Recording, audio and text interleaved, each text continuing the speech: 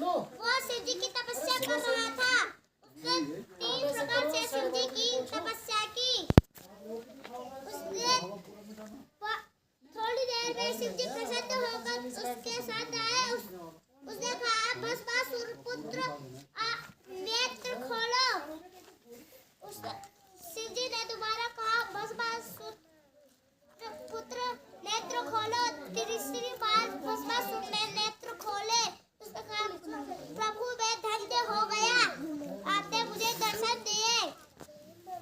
शिव जी ने पूछा, तुम्हारी इतनी कठिन तपस्या का कारण क्या है?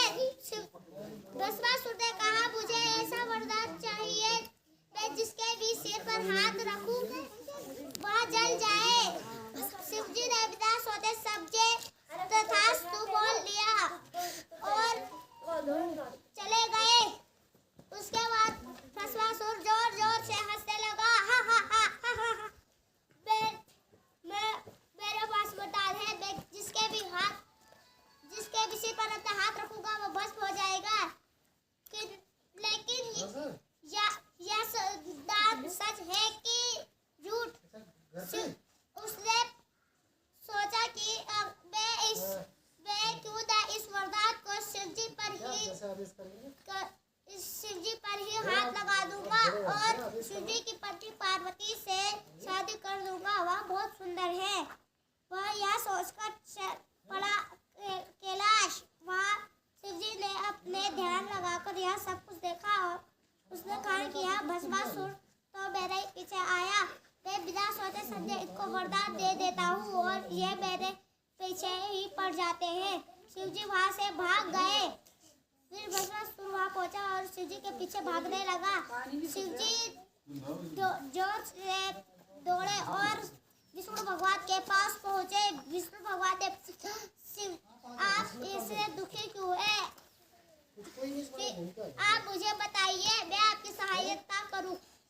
शिव जी सारी बात बताई। उसने कहा कि आप अभी भी भोले हैं, लेकिन मैं आपको जरूर बचाऊंगा।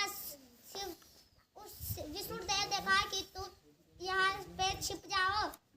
फिर विष्णु भगवान ने एक सुंदरी का रूप लेकर चल पड़े। फिर जैसे ही भस्मासुर वहाँ पहुँचा, उसने फिर विष्णु भगवान ने अपना पल्लू छुपाने में लग गए। अगर भस्मासुर इधर से आता तो इधर से अपने आप का चेहरा छुपा देती और इधर से आता तो इधर से छुपा देती। फिर भस्मासुर ने बोला कि तुम कौन? तुम इतनी सुंदर महिला मैंने किसी लोक में नहीं देखी। उसने कहा कि क्या तुम मुझसे शादी करोगे? उसने कहा हाँ। उसने कहा कि मुझे पहले तुम्हारे साथ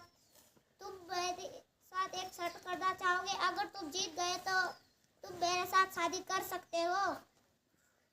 फिर उसने कहा कि तुम्हें मेरे जैसा नृत्य करना पड़ेगा। फिर वह उसके जैसा नृत्य कर दे।